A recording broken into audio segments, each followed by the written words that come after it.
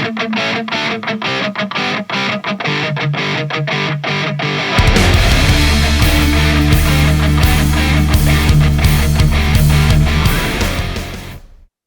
hello there. Thank you for checking out this episode of Raised on the Radio. I am one half of the show. I am Colt Brocado, my good friend Patrick Blair in Zoomland as usual. How are you this morning, sir? Feeling good. Feeling good. Feeling good? Is that a lie? You kind of? No, I feel good. Okay. All right. I'm a professional now. Oh, okay. Sure you are. I am. So go on about your energy drink now. Let's plug yet another business that The Rock is involved with, as if he doesn't have enough money. But go ahead. What are you drinking? This is called ZOA. Is that what it's actually called, or do you not know how to say it? You just buy shit blindly. Okay, if it says ZOA, would you call it Zoa? I don't know. I think I would do my research before I buy a product. Oh, no, I don't do that at all. I'm a responsible consumer. However, I just buy it, and then if I don't like it, I don't do it again. Yeah. That's my life. That's a good way to do things. So you said something that is troubling to me. Oh, I asked you, does it have sugar? You said no, but it's got all the good stuff. I want to know right now, what is the good stuff? It's in like vitamins, like it's a healthier version of the drink, is what I mean. They all have vitamins. I understand this. I get, if I'm at the grocery store, the one by our house that I go to regularly, they have Giants energy drinks. And the only, and again, I don't care about what's in them. They have a fruit punch flavored though. It seriously tastes like Hawaiian punch. And that's why I buy it. Really? Yeah, it's no sugar. That's also why I buy it. But yeah, they have a fruit punch flavor, and it's bubbly Hawaiian punch. It is so good. Takes you back to childhood. I don't know if it does anything for me, energy. I don't know if it does anything, but it just tastes good. So whenever I'm there, I always grab one. It doesn't matter what time of the day. Probably has something to do with my sleep troubles. Anyway. Probably. Well, I mean, you can drink coffee like all times of the day, right? You're one of those guys. Yeah.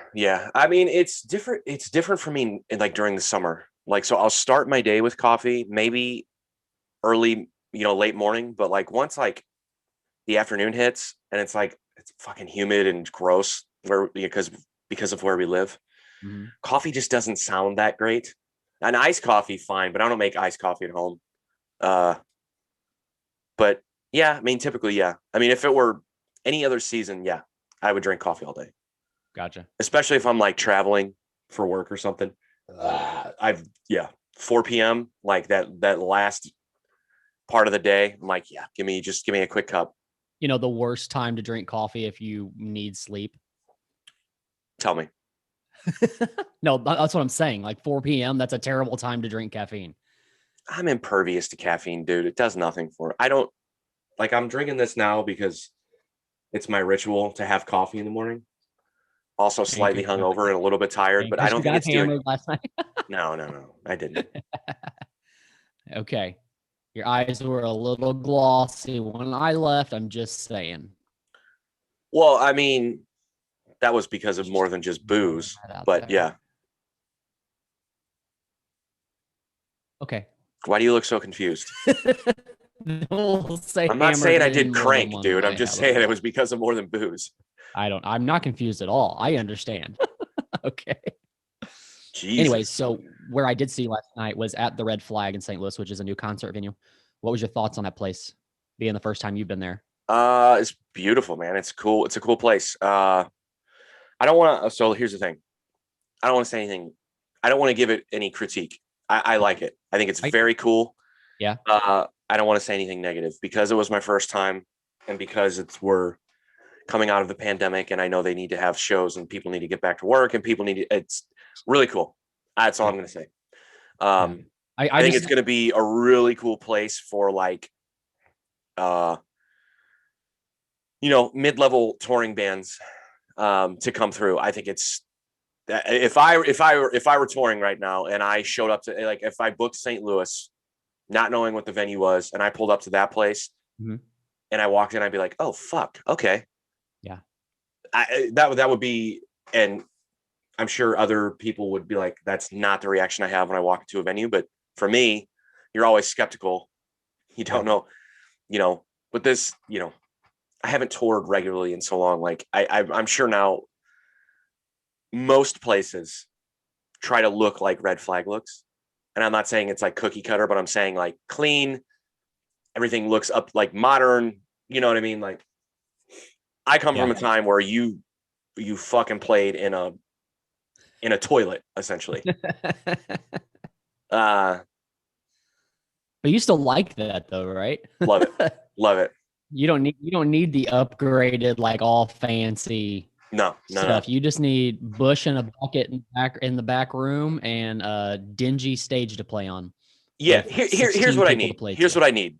I need beer and can I hear myself on stage? That's it. That's it. I don't care about anything else. Not everybody else will, but that's why I'm a selfish prick singer. So, but yeah, man, that place is cool. The example I gave, I guess I was talking to someone, and I don't remember who it was. Like I gave an example of like a band that would benefit from playing a place like that. And I used the band POD. Couldn't you see POD playing there? Well, okay. I kept making a comparison last night to Pops.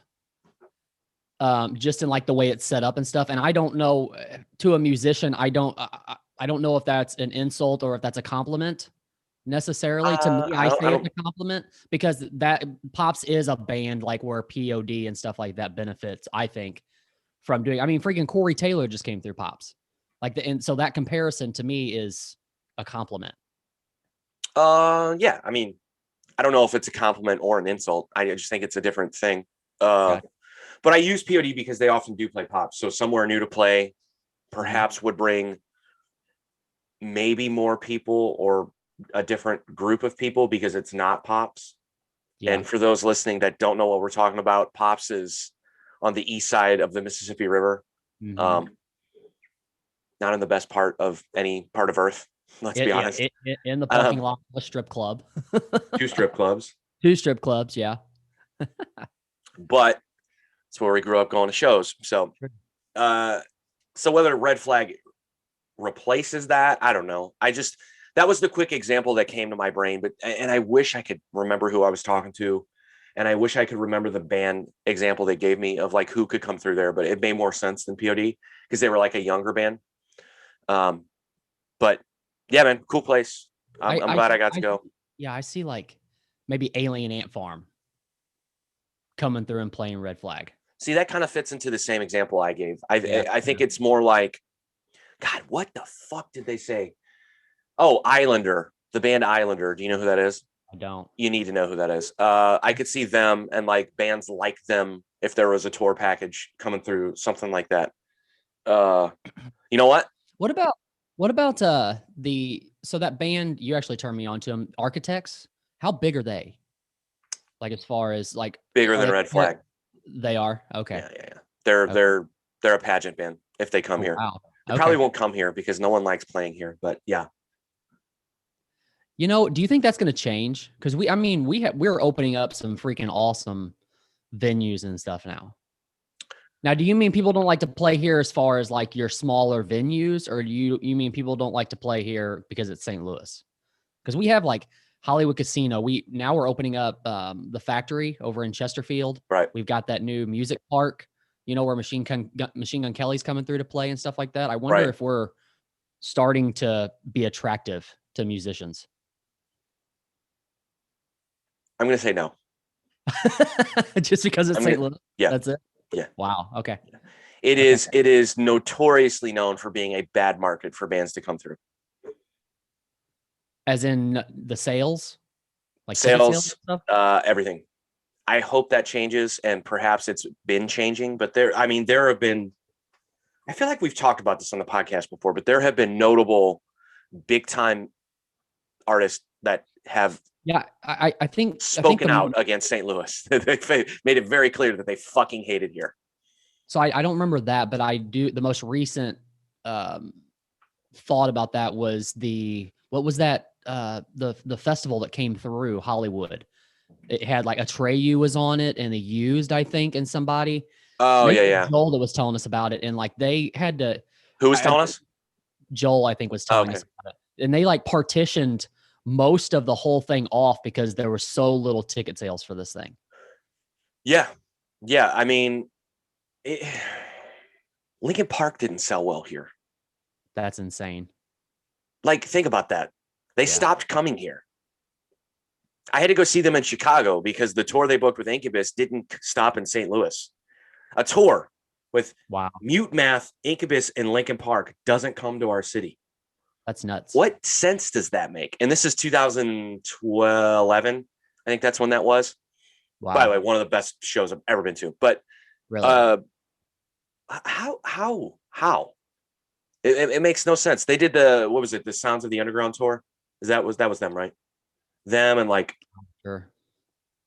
yeah. We talked about this before too, and Justin Coretta had to correct me as to the name of the tour. I'm pretty sure it Sounds of Oh the yeah, Underground. yeah. That's right. Okay. It's them and like Busta Rhymes and like I know. Okay. Yeah.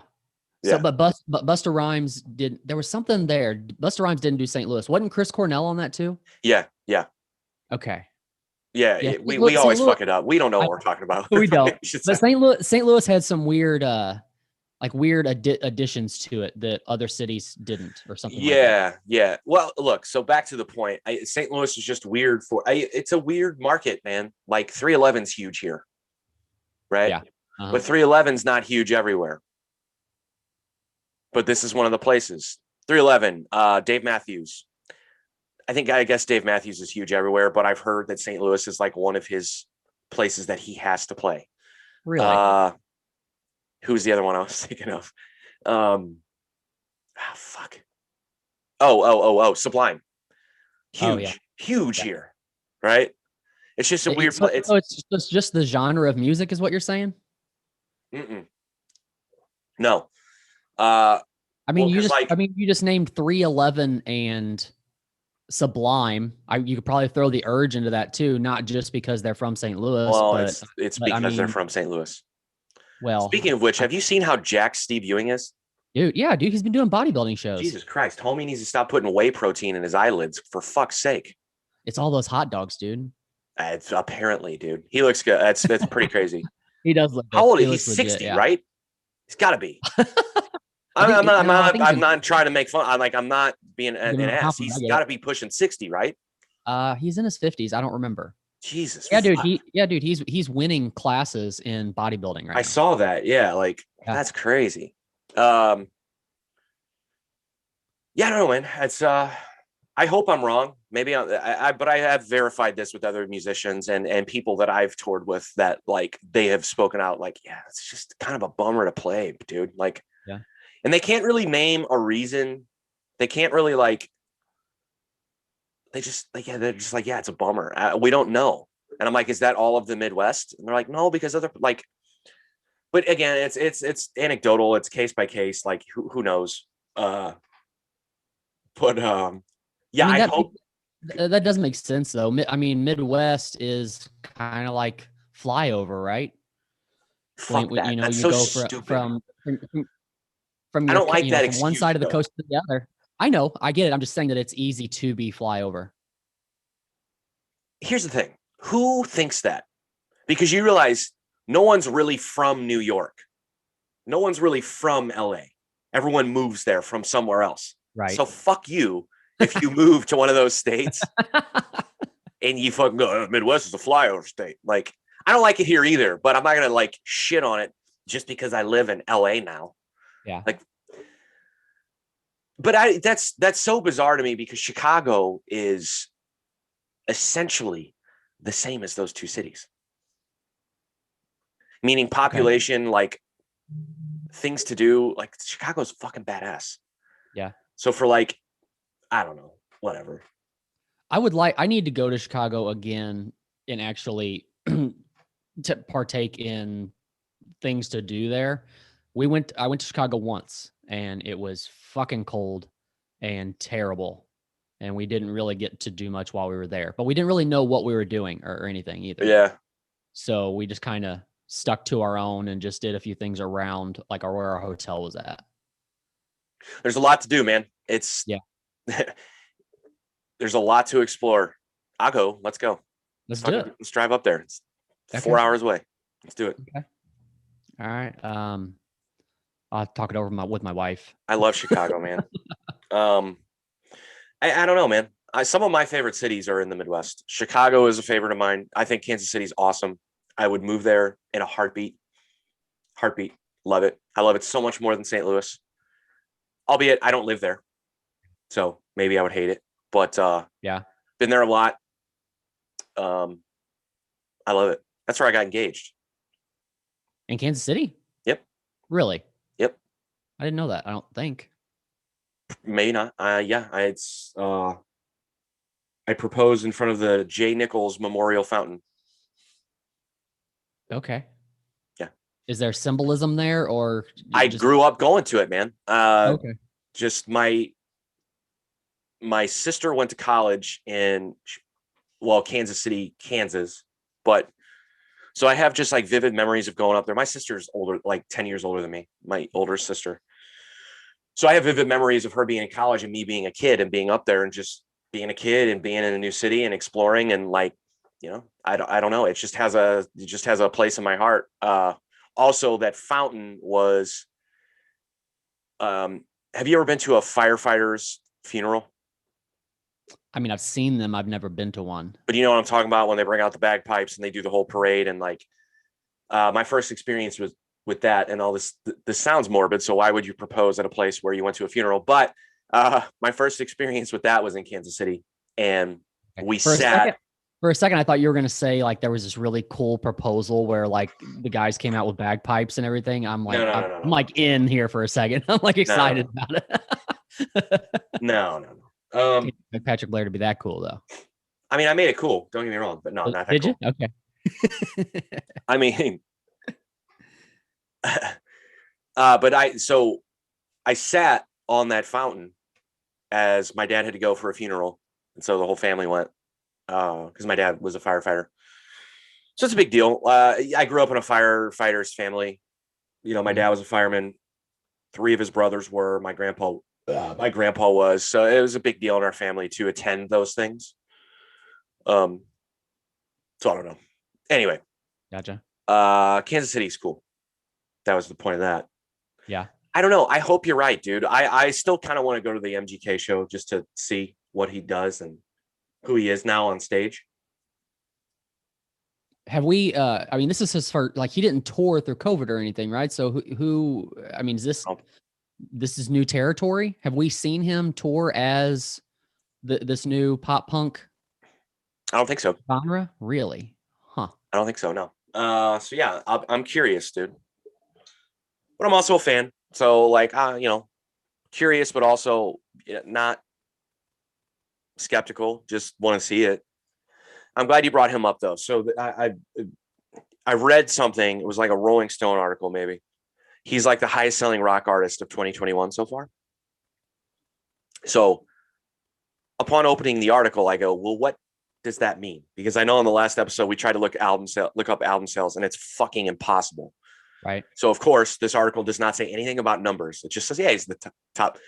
But then it said the Foo Fighters album itself is the best-selling rock album of 2021. Okay. Number 9 of all out of all records. So of course I'm like thinking, okay, well, if you tell me that, you're gonna give me record sales, right? Nope. Nope. Can't find them. Can't find them anywhere. Weird. I don't think it's tracked anymore. I think it's a bunch of horse shit. I'm serious. Just easy enough to have a headline that says Foo Fighters top selling rock album of 2021, and people just run with it.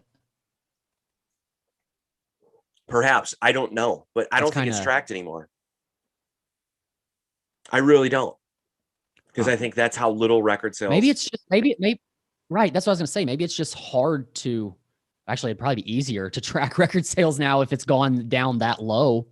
Maybe they don't want those numbers out there because of streams. Unless they start making streams what is like the end all be all for everybody. How can you do that? What do you mean? How can you make the streams the end all be all? I don't understand the question. Essentially, you're saying, hey, how is that? I mean, okay. How is that different from sales in a matter of like who's listening to the music? You're telling the artist that getting paid doesn't fucking matter. Okay. Yes, I understand that. And I agree wholeheartedly with that. That's a problem. That's not right. Okay, I get that, but you saying how can you do that? I mean, they can do that easily. But yes, it's a kick in the dick to artists. And you're okay with this? Really? You're trying to throw me under the bus for something I didn't even do. Oh, you do it. This is bullshit. Okay, why? Because I stream? Yeah. Oh my God. You know what I did? Let me guess. You bought it? I bought Baptized by Atreyu because you told me it was good. Have you listened to the whole thing yet? Yeah, it's fucking good. And you know what? I bought it and I feel good about that. I feel good about you too doing that. Damn it. So, after the last episode, I talked about how people were messaging me. Mm-hmm. I don't know if I'm being trolled. I don't know if this is my normal troll, but someone heard that. And then left a comment on the YouTube saying, hey, thanks for opening up comments. Now I can leave my snarky, condescending, blah, blah, blah, blah, blah, blah, blah. And it was like an eggplant emoji. I was like, this is why I don't care. You person don't matter. I want to think that it's because they're listening to the show. Now that sounds like it's like your normal troll that you've had for years. But even if it's not, I want to feel like it's because they're listening to the show, because that means we're winning still, right? Oh, for sure. Yeah. If you're actually listening to the content just so you can shit on it, you still listen. So, okay, cool. Dude, did you notice that our favorite gutter punk poser wasn't at the show last night? And I teased up my hair really big just for him, and he wasn't even there. That fucker.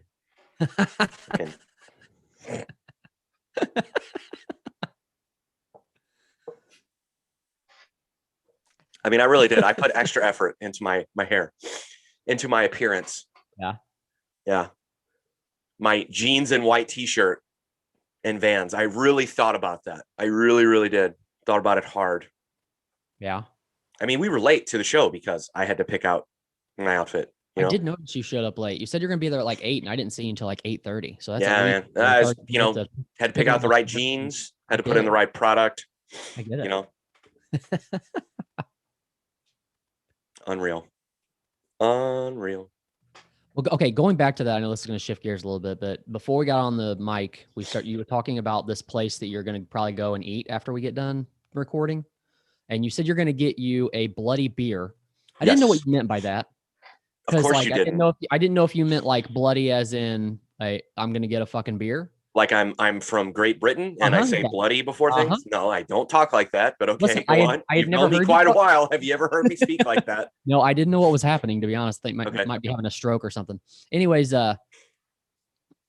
so what did you say? It's called the Crow's Nest. That's where you're going to go? Crow's Nest. So let's shout Maplewood, Missouri. Go check them out. Let's shout out that place. And you got a menu pulled up. I just want to, this may be the weirdest thing that we've ever done. No, it's fine. I got to pull up right here, dude. So I'm going to get a bloody beer, but it's called on the menu Bog of Eternal Quench. Bog. How do you spell that? Is that B-O-G? Bog? It is. What does that mean? Is that Great Britain? Essentially what it is it's Bloody Mary mix and beer, but they use a sour ale. Mm-hmm. And their Bloody Mary mix is like spicy. So it's so good. It's like, if you're going to start drinking, especially during the day, it's just so good. It's so good. It's like, especially too, like I drank last night. So like, I'm kind of like, hair of the dog sounds great. Mm-hmm. It's the best thing you can do. But you have to like Bloody Mary mix or tomato juice or whatever, but it's really good. So for those folks that don't know what this place is and you live in St. Louis, first of all, where have you been? Second of all, go check them out because they have such good food. I'm going to name a few things. Okay. So do you like poutine? I don't think I've ever had it. Do you know what poutine is? Is your brain gonna explode from all of the things I've introduced you to in 30 minutes? It's a possibility. They have pork poutine, so it's waffle fries smothered in pork gravy, jalapeno cheese sauce, bacon, and green onions.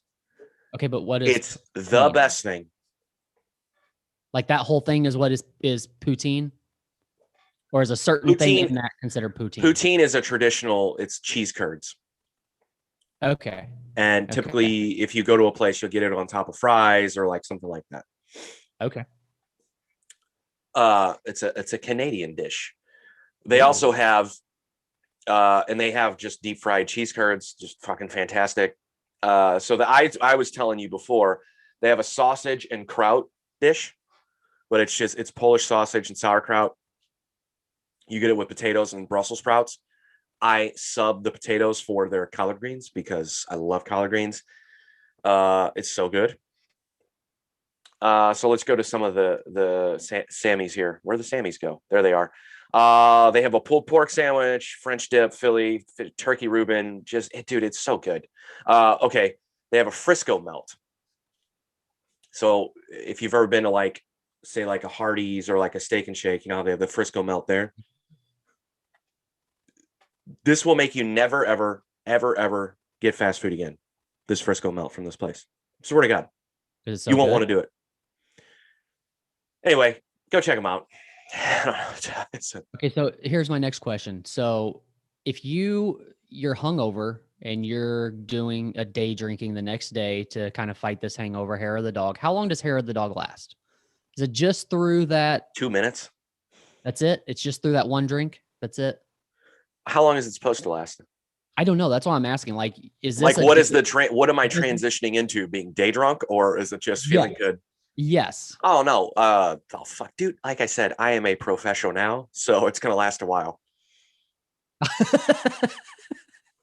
Okay, so what does your this bloody beer turn into? Are we switching over to like regular beer to hang out with the day? Or yeah, because I can't start with beer and then shift into a cocktail. If I start with beer, I'm gonna stick with beer. So because it has beer in it, yeah. Okay. I like to get a PBR. Is that period for you? Like you never start with beer and go to cocktail? Really? Yeah. Just because it makes start with a cocktail and then go to beer. But see, that's weird to me. Like that's the old saying, right? Beer, hang on to it. Beer before liquor. Never been thicker. Yeah. That doesn't make sense to me. I've never been that way. I can go either way and be fine. I mean, I could do it, but I don't. Okay. That's good reasoning. I think it's a for me, I think it's a palate thing. Okay. More than anything else. But I also don't drink anything other than vodka. Yeah. So it's pretty easy for me to choose one or the other. Like I'm not a whiskey drinker, not a tequila drinker. I used to be, but I get enraged when I drink those two things. So I can't drink. I can't drink them. Yeah, I don't know. For me, it's just like the feeling of I can always start with beer and drink beer for quite a while to get me to a certain place. And then it's like, if I want to finish off strong, then I can throw, do a couple of whiskeys or something. That's crazy to me, dude. But to me, it's like you start strong, but I guess, I don't know. I understand it the other way, I guess too. Cause like you can start strong and then just kind of hold on to that with beer. I get that too. So I don't know. Yeah. I don't know. I just can't. I don't know. Maybe I'll try that today. I guess my issue is maybe I think that if I start with liquor, I might not switch back to beer and just stay with liquor. And then you're hammered within like the first hour of whatever you're doing. And then the rest of the night's shit. Yeah. Dude, my grandpa, and I don't have any memories because like all my grandparents were dead by the time I was like 6. But one of my grandpas, dude, all he drank was whiskey, never drank a beer. Didn't like beer. All he drank was whiskey, and he would drink it with Pepsi. He had the little glass bottles of Pepsi. Uh-huh. He used to fucking pound those things, and he was the skinniest dude. Really? Yeah, just nothing but whiskey and sugar all day. Probably didn't eat though. That'll help on the skinniness. And he climbed telephone poles for a living, so maybe that's why. Yeah. But yeah, dude. Did he have his like what was his brand of whiskey? Because normally, like, a grandparent has that one brand of whiskey that is their go-to that they slam constantly. It's a good question, and I don't know it. I'd have to ask. Because, like I said, I just don't. He died when I was 5 years old. I didn't know your grandpa, but that time frame seems like an old crow or something like that. Oh, I'm sure it was shit. I'm sure it was. Yeah, I'm sure it was gasoline. Whatever you drank. Yeah, for sure. That's probably why I drank it with Pepsi. But yeah, he used to drink whiskey and so a whiskey Coke, but it's Pepsi. Mm-hmm. That was the other thing. He didn't like Coke, had to have Pepsi. So whiskey Cokes, and he used to fucking eat Almond Joys all the time. Skinniest dude on earth. How old did he live to? 80 something. See, 82. It's those people, man. Like, was the last it's different DNA, dude. We're pussies. We're pussies. My question is, was the last years of his life good, or did he struggle for the last few years of his life? No, man, it was sudden. So yeah, he was living. He was living, dude. That's the thing, dude. When he was an old man. Yeah. Don't get me wrong. Yeah. The person that I remember, yeah, he was an old fucking man. Yeah. But he would, dude, there's a picture of me. And this is like one of the memories I have of him. He was the person that introduced me to the Cleveland Indians, by the way. He is the reason that I'm a Cleveland Indians fan. But cool. He used to what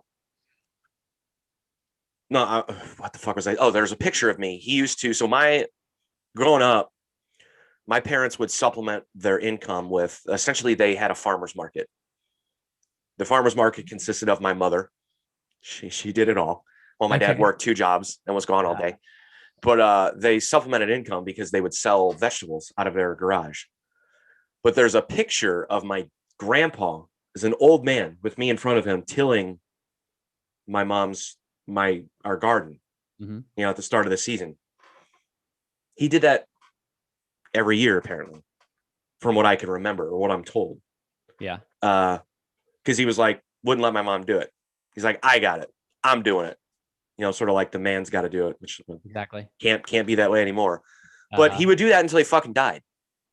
So I don't know. I don't know how hard it is to till a garden.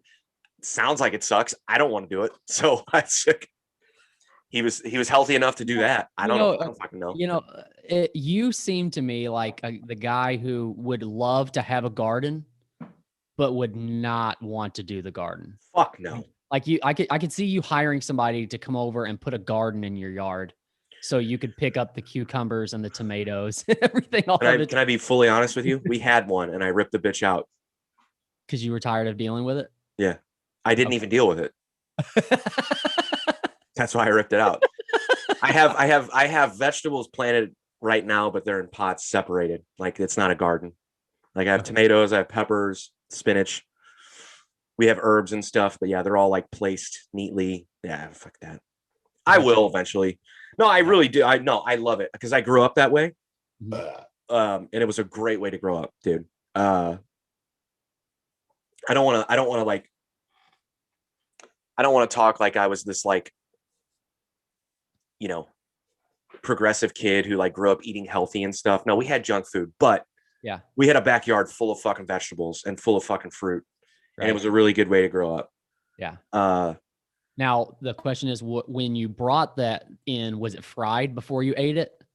What? Or did you okay, when your mom would go out and pick this vegetables and bring them in, did you eat them like that, or did she fry all that stuff? Yeah, dude. I was a little kid and I would eat raw turnips. Like, who does that? Ugh. Love them to this day. Yuck. Turnips are great. Yeah, no, it's just, yeah. Okay. But we did like fried green tomatoes and, that's my question is, like, you take that. Like fried zucchini. And there was a generation or two before us where it's like, yeah, you could take something healthy like vegetables out of the garden, but then you're going to bring it in and you're going to fry it in oils and everything else before you actually eat it. So it basically just takes away all the health. That sounds fucking great, dude. It does sound good though, doesn't it? Fried zucchini right now. Woo! We did stuff like that. My mom made like zucchini bread. But no, we ate them raw. Does Crow's Nest have fried zucchini? No, but they have fried pickles. Oh man, I might have to make a road trip and come up and eat breakfast with you or lunch. Do it. They have deep fried deviled eggs. Whoa. Do you like deviled eggs? I do. I hate deviled eggs. Oh, dude, but I thought I'd bring that up because you look like a deviled egg guy for whatever reason. I don't know if that's a compliment at all. It's not. It's not. It's not. Trust me. It came from a very bad place. I would like to know what the characteristics are of a deviled egg guy. You're white. Oh, that's it. Okay. All right. Seems like white people food. I don't know a soul that has dark skin that likes deviled eggs. Do you?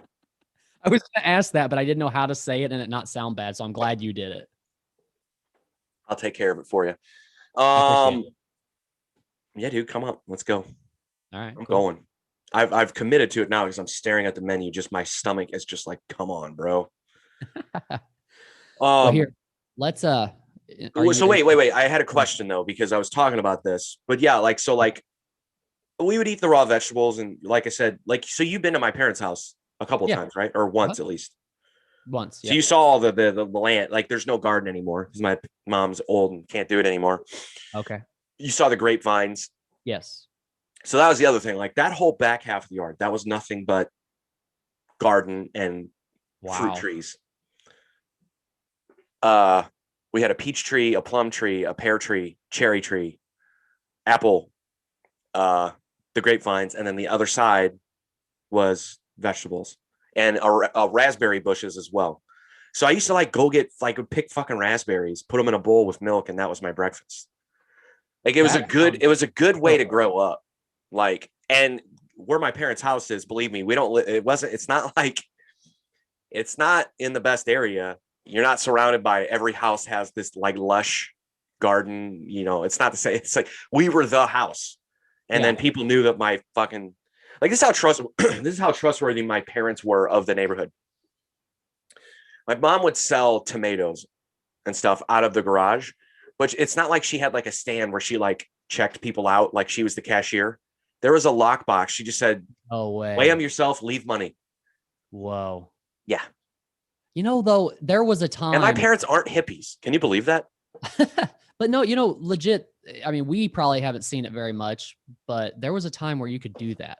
There was a time where you could, maybe it's a little less in St. Louis. Maybe that area is a little less, but a time where you could leave your doors unlocked. You didn't have to worry about locking your truck when you went, Let me explain something to you. And stuff like that.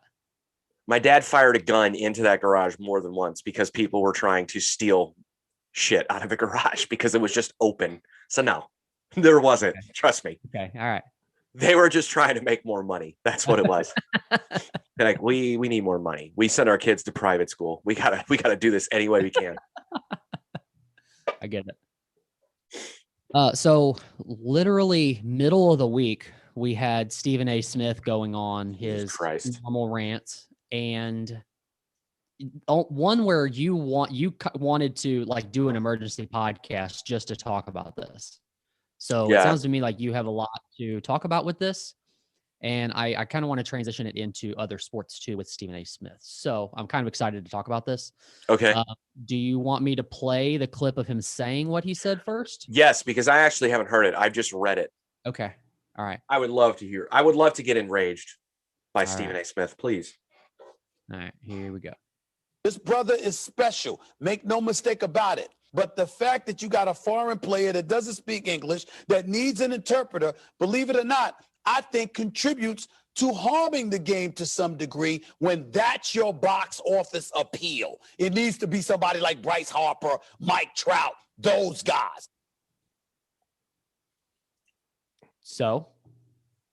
See, this is what I keep saying. ESPN keeps letting him talk about things that he has no fucking clue about. Right. He doesn't know about baseball. He has no idea what he's talking about. No idea. Okay, baseball fans don't care about that. Me playing devil's advocate as normal.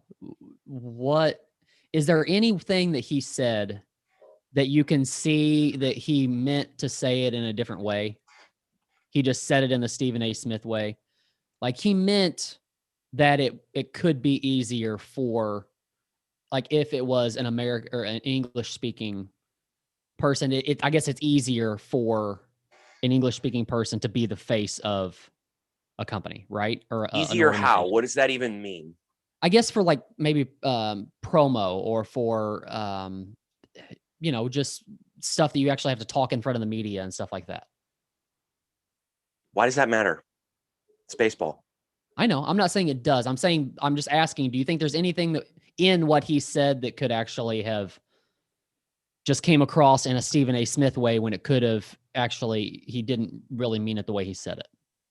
No, because I think it's coming from a misinformed, ignorant place, because that's what he is. Okay. I don't know. That's not how baseball works. Okay. Baseball is a popular sport worldwide. True. Today's stars, I got news for Stephen A. Smith and anyone else who doesn't like baseball and is ignorant to this fact. Today's stars, 90% of them aren't from the United States. 90% of them don't speak good English. Right. So what the fuck is he talking about? Yeah. It's a very popular game across the world. And the best players aren't coming from the United States. What the fuck is he talking about? Right. Here's what baseball fans care about. They don't care about listening to his interviews. And this is the world of sports that we live in now. And that's why it's important that you said that when it comes to post game and like whatever. Baseball fans don't care about that. They don't pay attention to that. It's not the NFL. It's not the NBA. Yeah. We don't watch baseball to hear our players talk after the game. That's what those fuckers care about. The media cares about that. They judge players based on how they speak. Guess what? Baseball's never been that sport. Historically speaking, the best players have been dog shit with the media. Yeah. Dog shit. Go back and try to find me a positive interview. Go back and try to attach Mickey Mantle to being. Mickey Mantle was the fun-loving drunk guy with the media. But when he had a bad game, don't even go talk to him. Don't go talk to him. And historically speaking, baseball players have been like that. Mark McGwire, when he was chasing the home run record, he eventually was like, this is too much. It's too much. You guys want too much. I'm a baseball player. And, for him to be like, oh, yeah, he's got to speak English because we care about what he says after the game. Fuck off. Right. No, he doesn't. In fact, I hope he never learns English. I'm being fucking serious. I hope he never learns English. Yeah. The fact of the matter is baseball fans, and believe me, I'm one of them. So this is why I'm talking about this. Baseball fans care about two things. Can he pitch? Can he hit? He can do both. That's all I need to know. I don't care about where he's from. I don't care about what language he speaks. I don't care if he can't speak my language. Can he pitch? Can he hit? All right, cool. So how does this translate to MMA? I mean, we can also, talk about post-fight interviews and things like that with people who have to have interpreters because they don't speak English. I'm not going to lie. It doesn't irritate me by any means, but it's I don't know. It's weird. It'd be hard for you to be a star in MMA if you have an interpreter. Yeah. Yes. However, I mean, okay, I guess where I'm trying to go with this is, so we talked about on the last episode, Stephen A. Smith was on the panel for the last UFC to whatever it was, 262 or something like that, 264, whatever. So does this comment that was just made by Stephen A. Smith ruin his potential for being back on a panel for UFC? The reason why I say that is because at any given time, somebody who doesn't speak English could be a title holder. Okay. Okay, this might be a stupid question. Oliveira? Does he have an interpreter? Does he speak English? He speaks English. Not well, but he does. Okay. All right. But anyways, that's my point, is like this whole thing could transfer over to MMA, and I wonder if this comment could make them not use Stephen A. Smith anymore. No. He's only going to be on the panel for a counter fight or a Nate Diaz fight or something like that. Just because, okay, I get you. Yeah. Okay. Like I said on the last episode, he can be on the panel for a counter fight because it's counter. Because it's a spectacle. It goes beyond it goes way beyond just MMA. He doesn't have to necessarily know anything. He can just give surface points, surface opinions. He needs to know he needs to know very little facts about what's happening. Yeah. Oh, Dustin beat him last time. Dustin KO'd him last time. Dustin was a former title holder. That's about all he needs to know. Yeah. He doesn't need to know anything else. Then you just add the Stephen A. Smith spectacle on top of it, and that's all you need. Yeah, he's going to use unnecessary $10 words. Mm-hmm. Yeah, that's just who he is. But the one thing that I understand about what he was saying is he wants baseball to be like the NFL and to be like the NBA, where we have these outspoken personalities that are great with the media, that like to speak after games. Baseball is just never going to be that. It's not. Yeah, there are some personalities in baseball. Don't get me wrong. Historically speaking, we've had those guys. But no, baseball's not that sport. Yeah. But I think that's the place that it was coming from. Maybe I'm giving him too much credit. I just think he's ignorant. And I think when he has to speak about things that he doesn't know about, he puts his own foot in his mouth. Mm-hmm. And he did that. Was it racist? Yeah, but I don't know. Maybe I shouldn't. Yeah. Yeah, it was racist. Have you ever heard of those apps? I'm pretty sure unless I'm making it up, but have you ever heard of the apps that people can use? Like say you go out of the country and you go to a country that has a language that you don't know, to where you can like have a headset in and you can use this app to where if somebody's talking in a different language, it will translate it to English for you, to where like you can basically in real time listen to people. How come we haven't incorporated that into sports yet? Because it's like where you don't even need, like where you don't need a translator. How about this?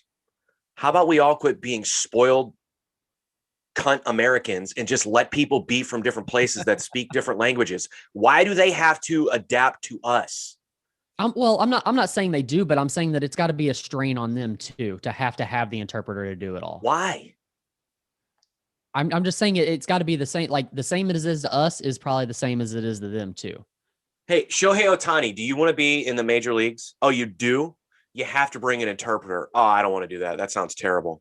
It doesn't matter. Just you do it. Yeah. What's the big deal? And I don't think us having to like listen to that, dude. I don't know, man. To me, that just seems like such a whiny, spoiled, fucking entitled American thing to fucking bitch about. I'll give you that. People come from different places. They speak different languages. Yeah. Fine. I don't care. You don't have to speak English to me. Speak your language, and then someone can interpret if I don't understand your language, if I don't know the language. Yeah. It would be like me going to a foreign country and expecting everyone to speak English. Yeah. No. I get it. I don't know. When I was in Spain, I spoke broken Spanish to people because I respect the fact that they don't speak my fucking language, you know? So I wanted to try to communicate with them the way that they communicate through their language. Where did you learn your broken Spanish? Oh, dude, I took several years of Spanish in school. I'm terrible at it. When I say broken, I mean, they were laughing at me. They're like, dude, just stop. We'll figure out what you're saying. But I tried out of respect to the fact that I'm in a foreign country. They don't speak my language. So I don't expect them to cater to me. Do they look at it as you're trying to be respectful? I hope they do. I mean, I definitely wasn't being condescending. And are you doing a disservice to their language? Because I definitely was. Definitely was. But I was doing it out of respect.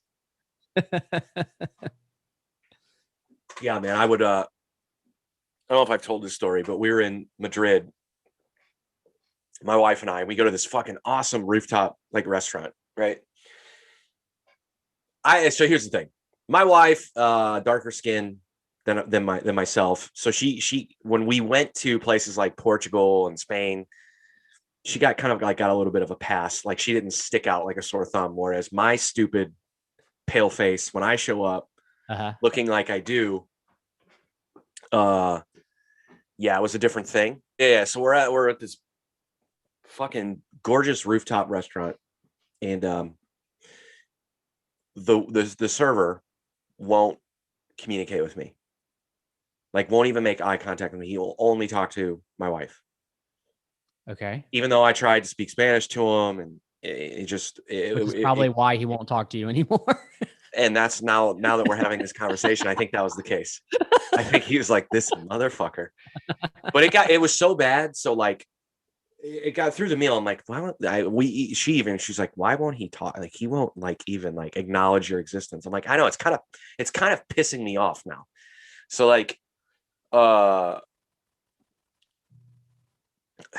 he brings the check. I picked up the check, put my card in, and I walked it over to him. So we get up, like after I've paid. So he brings it back, said, thank you, still won't look at me. I'm like, this motherfucker. So like, I picked up the signed receipt and I took it to him. And as we walk by, literally takes it from me, won't look at me, looks at my wife and says, thank you. I was like, ugh, I'm going to kill this guy. But I got a lot of that, man. And we found out too. So we went on this tour of the coast when we were in Portugal, where you have like a driver and they basically like give you the history of the city and they take you to like really cool places. And he spoke really good English. He actually like spoke like 6 languages. We made him do it just to like see if he was bullshitting. But he was telling me we were eventually throughout the day, because you spend like 6 hours with this person. But eventually throughout the day, we're just kind of like, yeah, man, like, he was asking us where we're staying, and we told him, and he was like, oh yeah, don't go. He was basically like, don't go north down that street because it's a bad area. We're like, bro, we're from St. Louis, Missouri. We'll be just fine. And we even told our because we stayed in Airbnbs, you know, like the owner even said that in his directions. And like, you know, you leave the little thing on the table for the guests. Like, he even said like, hey, don't go north down whatever street, because we walked down there. We're like, what the fuck is everybody talking about? Like, it's fine. But he was asking us where we're staying, and I was like, yeah. And he's like, oh, did you walk by such and such? We're like, yeah, several times. He's like, did the old men give you trouble? And I was like, yeah, they did. So there was this like dive bar / cafe where every day the same 4 old Portuguese men would sit out on a little stoop with a little table, smoking cigarettes, day drinking. And we would walk by them to go to the market and like do all this stuff. And every single time they would say something condescendingly in Portuguese, like under their breath, about me, you know? Uh-huh. And so the driver was essentially like, yeah, dude, you don't fit it. Like you stick out because, one, you are white. You clearly don't look, but also you have colorful tattoos. And that's why, like, that's just not a common thing here. If anyone has tattoos, they're essentially black, the dark ink. Huh. He's like, it's not culturally, if people here have tattoos, they don't have color. There's no color. He's like, so you not only do you stick out because you clearly are American, but now you have that extra thing about you that people just, to be honest with you, don't like. I was like, oh, good to know. Thank you. Did that make you adjust anything? Did you like start wearing long sleeves or anything like that? Fuck no. No. Okay. Get fucked, all of them. I don't give a shit. That came full circle. I tried. You don't want people to have to adapt to you, but you won't wear. Hey, man, I'm a polite person. I'm in their country. I'm respectful. I'm not going to cover up my goddamn arms, though. That's where I draw the line. You come into my country with colorful tattoos and try to talk to me in my broken language, and you think I'm going to respect Portuguese? I was terrible at that. Yeah. Anyway, how did we get there? Oh, Stephen A. Smith. Yep. Yeah, fuck that guy, man. I don't know why we. The problem is now is it's to a point where it's just, it is what it is, and the sensationalism around what he says is going to drive drive people to listening to him even more. Mm-hmm. They're going to go back to see, all right, what's the next stupid thing he's going to say? Right.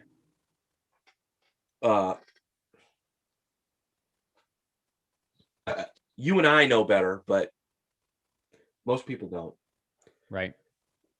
I wish they did. What? So wait, you said there was other. What else did he say? Because you said there was something else. I don't No. think. No, I was talking about that, just transitioning. Stephen A. Smith being like connected to MMA or connected to other sports. I was just wondering if that was gonna change anything as far as him getting gigs for other sports because of this comment. His gig is ESPN, so as long as it's ESPN, he's going to be the guy. Yeah. You know. Yeah. Speaking of foreign players, have you been watching the NBA Finals? I've been keeping up with it, but not watching. I haven't had a time to watch any of it. Is it?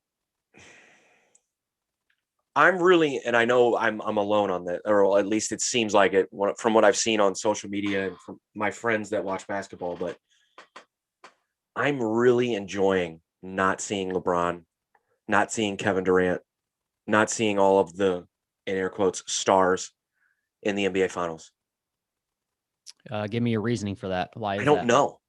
Oh, I think it's just time. The LeBron era is almost over. Yeah. Speaking of that, I don't know if you have any thoughts on this at all, but have you seen how bad Space Jam is doing? Yeah, I have. I refuse to watch it in general, not because I'm a LeBron hater. I just don't feel like they needed to remake it. Well, definitely not. And there's only one person that if they were going to remake it, I would want to have done it. And it's not LeBron. Who? Kobe. Yeah. But apparently they've like classed it up to some, like, I don't know, like what was the girl bunny? Babs. Yeah. Apparently like I don't know, they had to class her up some, and she's not sexualized. Yeah, she's not sexualized and stuff like that. I don't know. I just from like seeing the trailer of it too, it doesn't appeal to me at all.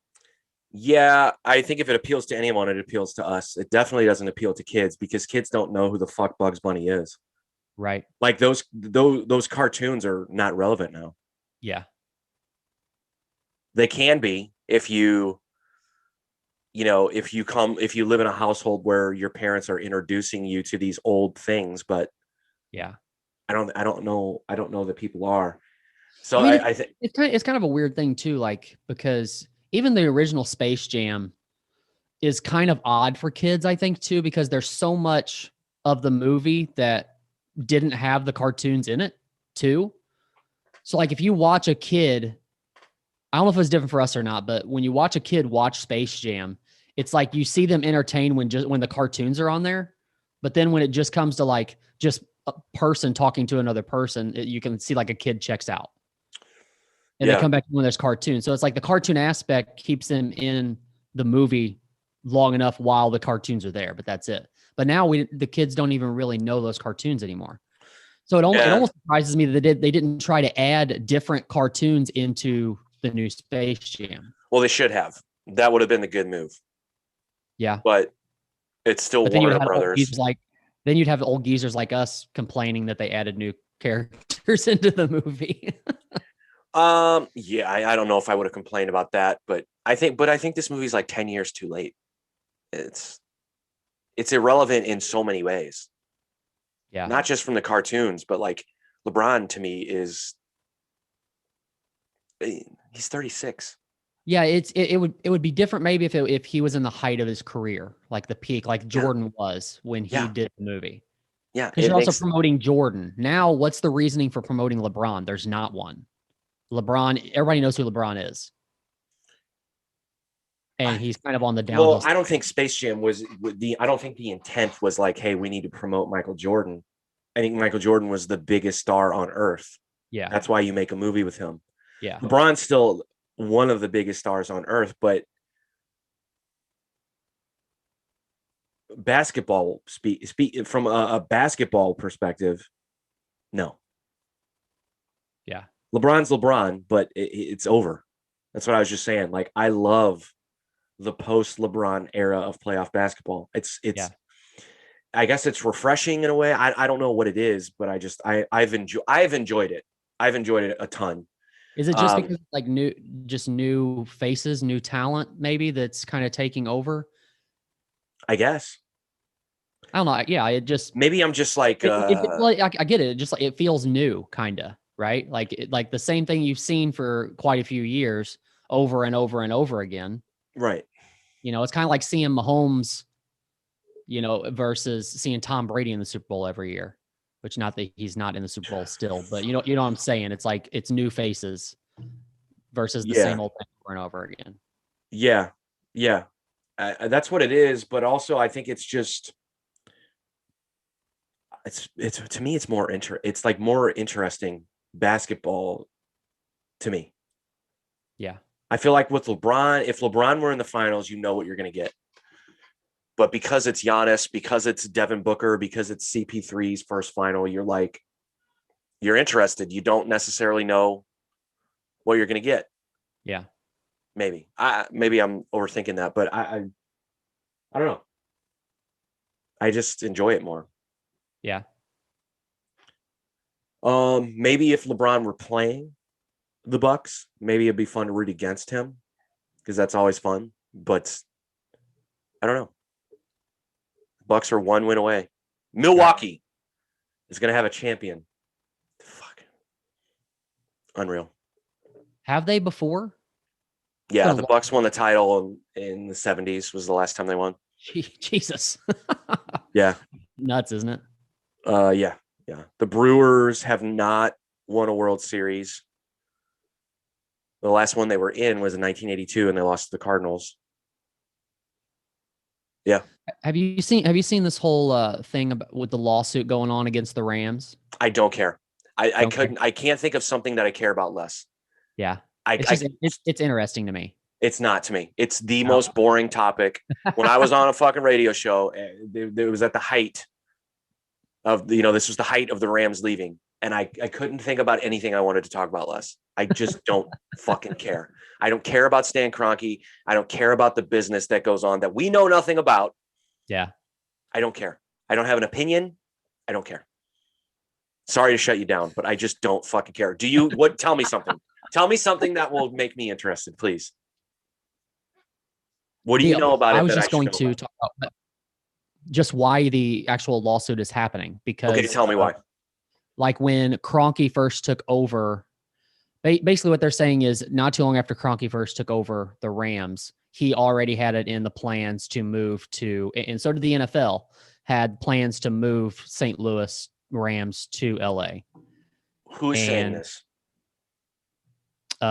Everybody investigating this. Is this documented somewhere? There are interviews, which I don't have the actual interviews in front of me, but there are interviews with them lying, saying that they had that wasn't a plan to anybody, but they were potentially going to build a new stadium in St. Louis.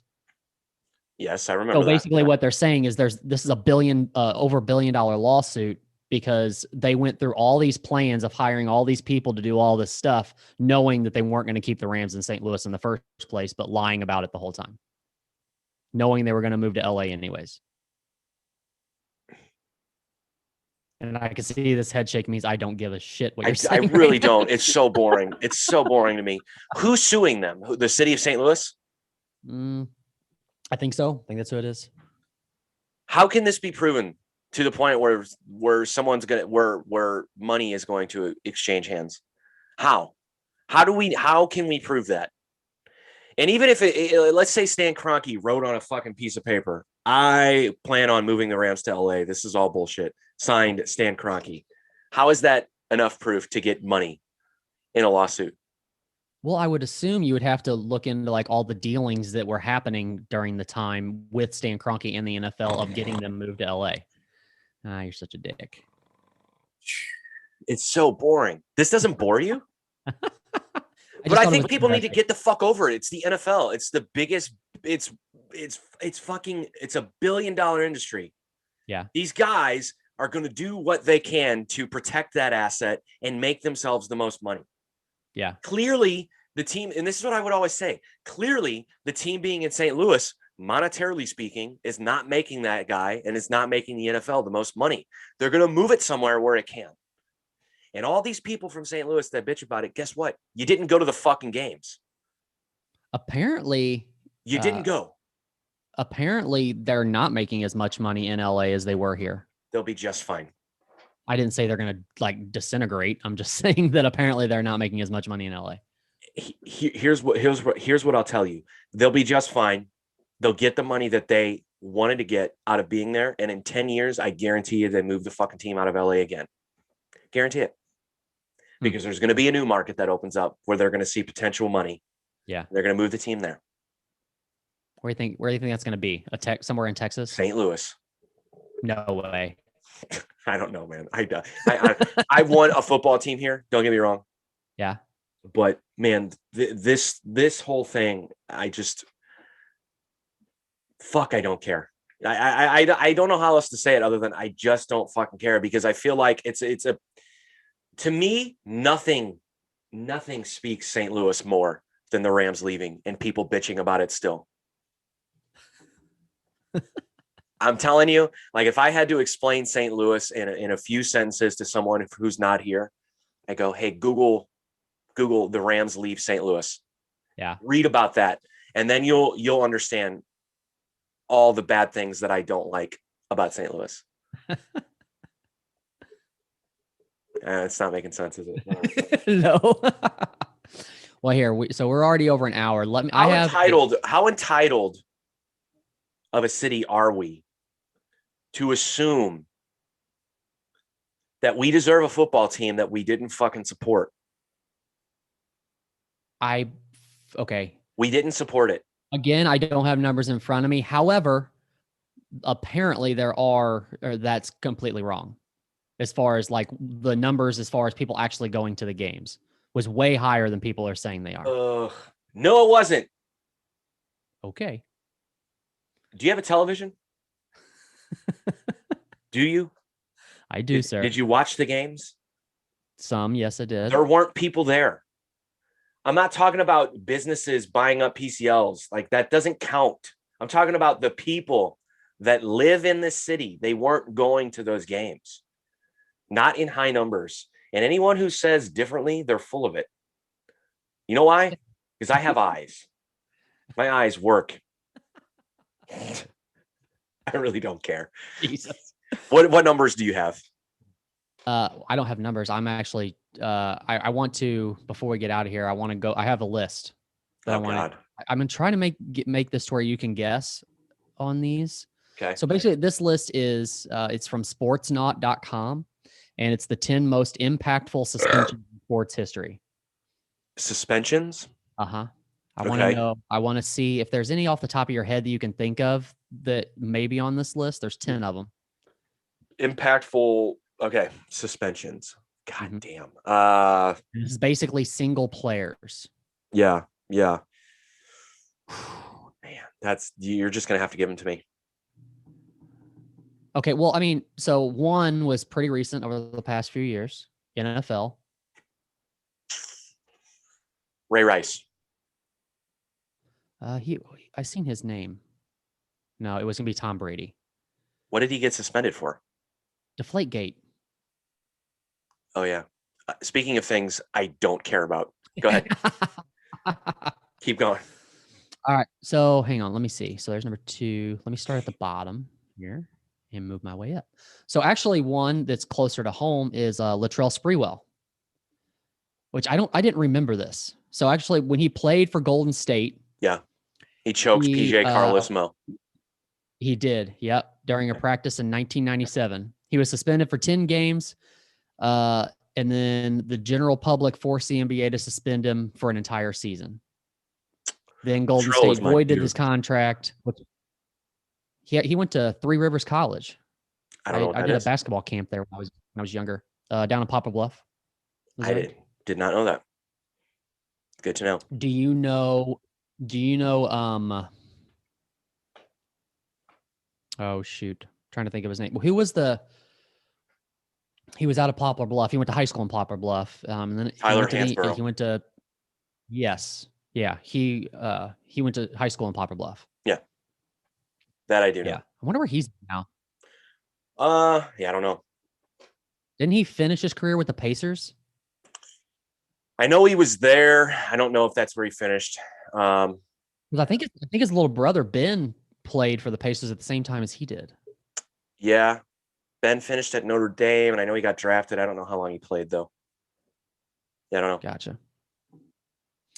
All right, so number 9, Donald Sterling with the LA Clippers. Oh, God, yeah. So I don't think I have to explain that one. Let's go number 8, Stanley Wilson, running back for the Bengals. Do you remember this one? This is back in the 80s. No. Let's see. Dealing with a cocaine addiction throughout his adult life, Wilson was suspended for the entire 85 and 87 seasons due to the habit. Okay. That was not cool. I don't even know this name. Art Schlichter. Do you know Art Schlichter? Maybe. Old quarterback for the Ravens and the Colts. Let's go number 6, Tom Brady, Deflategate. Number 5, Ray Rice. There it is. Okay. Oh, why can't I think of his name now? The dude who killed somebody. Leonard Little. No. Baltimore Ravens. Ray Lewis. Ray Lewis. Yeah. Allegedly. So he never got suspended for that? I don't think so. I don't think so. No. Really? How about Tanya Harding? What did she get suspended from? When she hang on. No, I know what she did. But yeah. What do you suspend her from? I guess the Olympic trial. Like what? She's a fucking figure skater. Who gives a flying fuck? All right, who else? It was a big story though. Yeah, I know. Pete Rose. That was going to be the one. Have we ever talked about Pete Rose before? I don't know if I've ever got show. Do we really get your opinion though on like what you? Oh yeah, we did. That's right. Because we were talking about people betting on themselves and I don't care. Let him bet. Okay. If he bets on himself to lose, that's a different story. But I don't think he did that. Anyway. Number 2 is Muhammad Ali. Okay, that's a good one. And then number 1 was the Chicago Black Sox scandal. Oh yeah. Dang, that was almost 100 years ago. I know, right? Wow. So let's see. Arnold Chick Gandil was persuaded by New York City gangsters to throw the World Series against the Cincinnati Reds. Yep. Outfielder Shoeless Joe Jackson was also involved in the scandal, but he disputed some involvement until his death.